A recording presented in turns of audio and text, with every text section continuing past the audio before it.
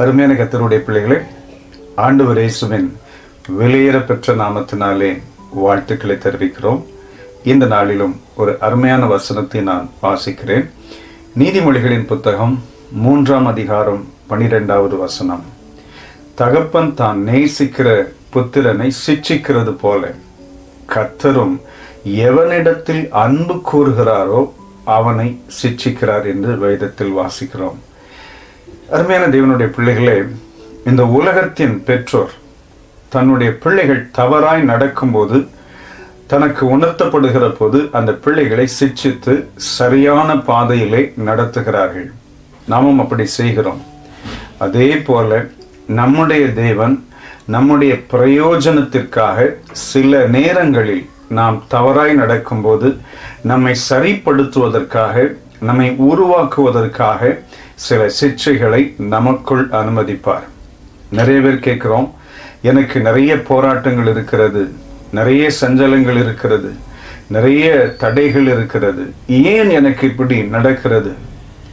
யோசிக்கும் போது தேவனுடைய சித்தம் இல்லாமல், அன்றியும் அவருடைய தீர்மானத்தின்படி அழைக்கப்பட்டவர்களாய் தேவனிடத்தில் அன்பு கூறுகிறவர்களுக்கு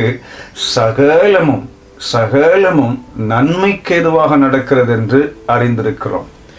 ஆக பரலோகத்தின் தேவன் நம்முடைய வாழ்க்கையிலே எல்லாவற்றையும் நன்மைக்கேதுவாகவே செய்வார். எந்த தவறும் செய்ய மாட்டார். அவர் நம்மை உருவாக்குவதற்காக சில காரியங்களை நம்முடைய வாழ்க்கையிலே அனுமதிப்பார்.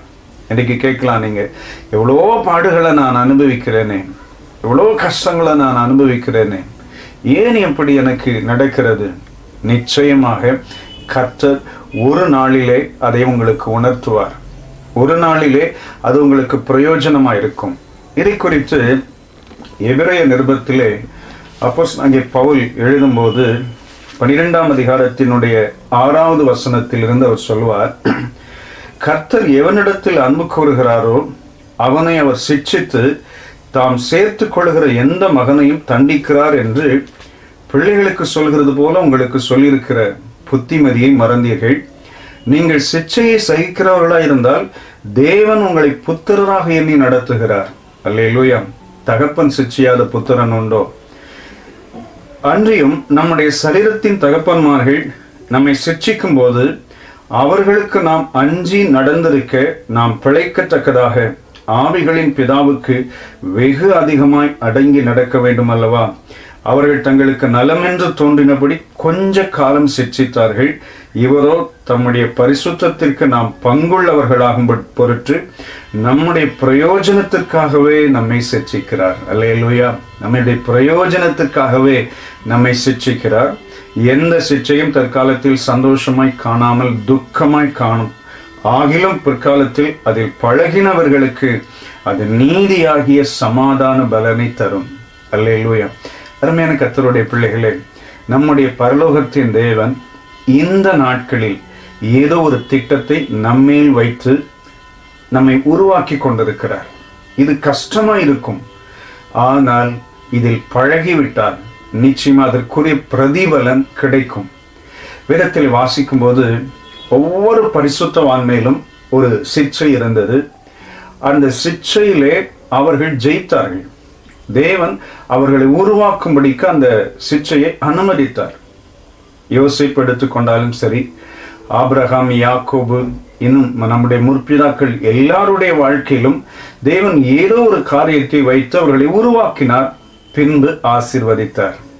இன்னைக்கு ஒரு விசுவாசம், கர்த்தர் என்னை உருவாக்கி கொண்டிருக்கிறார்.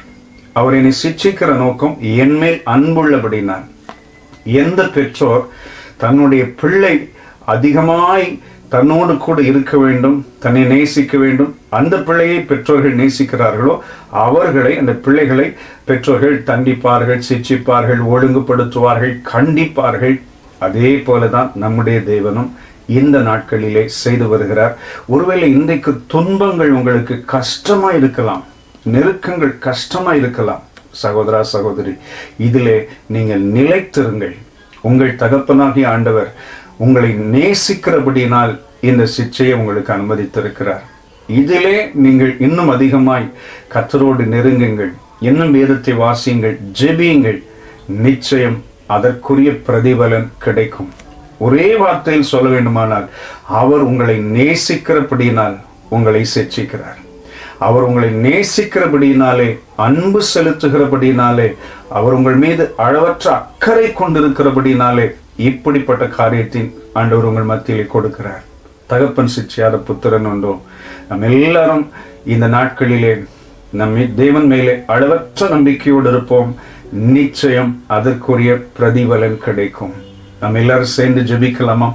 அன்பு தகப்பனே, எங்கள் மீது நீர் அன்பு வைத்து எங்களை சிட்சித்து எங்களை உருவாக்கி உமக்கு சித்தமாய் எங்களை நடத்துகிறீர்.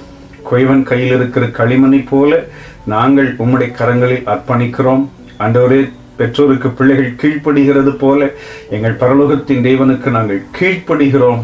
என்ன நடந்தாலும் நாங்கள் உம்மோடு கூட இருக்கும் இருதயத்தை எங்களுக்கு தாங்க தாழ்த்துகிறோம். இயேசுவின் வல்லமையுள்ள நாமத்தில் பிதாவே, ஆமென். ஆமென். Praise the Lord. Amen.